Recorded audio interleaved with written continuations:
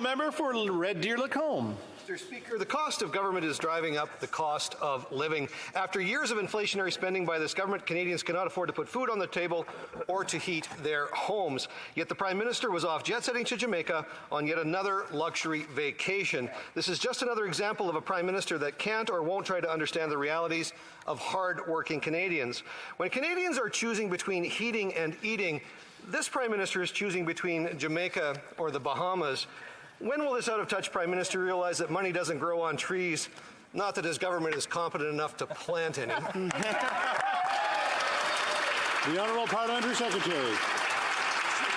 For affordability, no Canadian should be forced to have to make the decision between buying groceries or going to the dentist.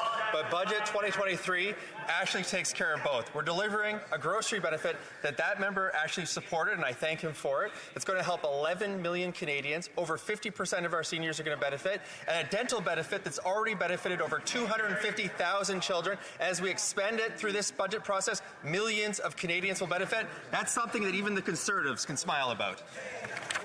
The honourable member for Red Deer Lacombe. Mr. Speaker, Canadians are struggling with the rising cost of living, particularly with the impact of the carbon tax, which is making it more expensive for Canadians to heat their homes or simply go to work. Canadian families and businesses can't afford the tripling of the carbon tax, and now the Environment Minister is musing about $265 a tonne. Canadians already can't afford $65 a tonne. It's not an environment plan.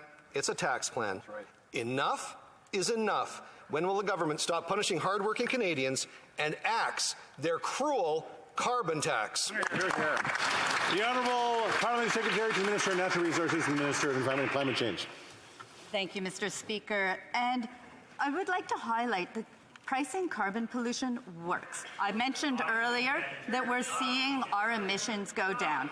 And at the very same time as we're bringing down emissions, and it's a market mechanism, by the way, which is something I would think that the Conservatives would support. But beyond that matter, I would also point out that individual Canadians in the federal backstop provinces are receiving a climate action incentive. In fact, they would have received one just last week. That helps to offset the cost of carbon pricing. Great job.